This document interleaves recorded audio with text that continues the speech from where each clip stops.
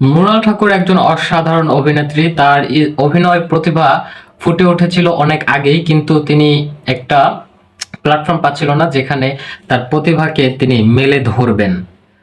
পরবর্তীতে আমরা দেখতে পেয়েছি তিনি বলিউডে ডেবিউ করেছে সীতারামা ছবি দিয়ে, যেটা ব্লকবাস্টার হিট হয়েছে এবং সবাই পছন্দ করেছে সেই মুভিটা।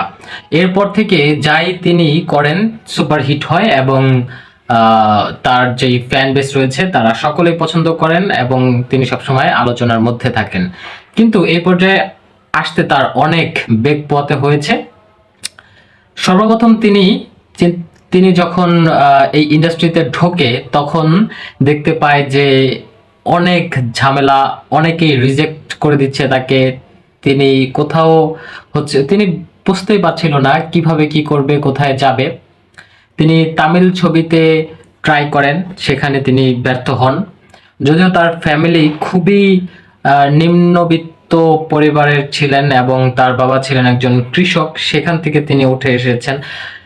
কাজে বোঝা যাচ্ছে যে তার ফ্যামিলি থেকে তাকে সাপোর্ট দেওয়ার মতো কেউ ছিল না। যা করেছে তা তিনি তার নিজ উদ্যোগে এবং নিজ কর্মদক্ষতার ফলে এই পর্যায়ে তিনি এসেছেন।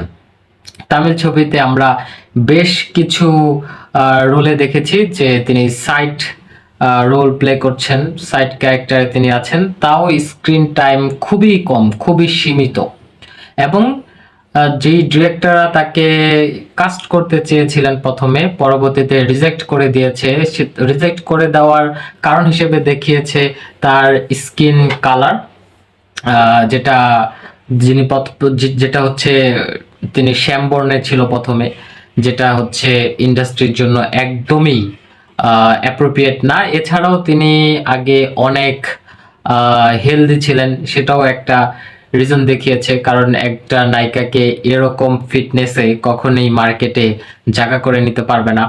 সুতরাং প্রডিউসার ডিরেক্টর ভেবেছে যে তিনি যদি তাদের মুভিতে মেইন লিড হিসাবে ক্যারেক্টার প্লে করেন তাহলে তাদের মুভি ফ্লপ যেতে পারে। এই রিস্কের কারণে তারা মৃণাল ঠাকুরকে নেননি।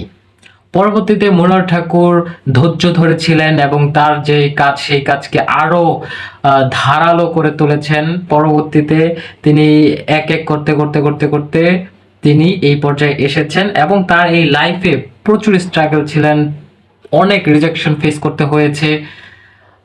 এখন তিনি নতুন সূর্যের মুখ দেখেছেন, এখন তার ব্যাপক চাহিদা এবং অনেক ডিরেক্টর প্রডিউসার আছে যে এই মুহূর্তে তাকে ছবিতে নিতে চায়, কিন্তু তিনি পাচ্ছেন না। তিনি এত কাজ করে সামাল দিতে পারছেন না। তিনি মৃণাল ঠাকুর সীতারাম ছবি ব্লকবাস্টার করেছে, তারপরে হাই নানা ছবিতে আপনারা দেখতে পেরেছেন যে কিরকম অসাধারণ অভিনয় করেছে। এছাড়াও আপনারা দেখতে পেরেছেন যে দ্য ফ্যামিলি স্টার, সেখানে এই তিনটা পরপর সিনেমা তার ব্লকবাস্টার হয়েছে। তো তিনি সাকসেসের কোন চূড়ায় উঠে গিয়েছে সেটা আপনারা বুঝতেই পারছেন।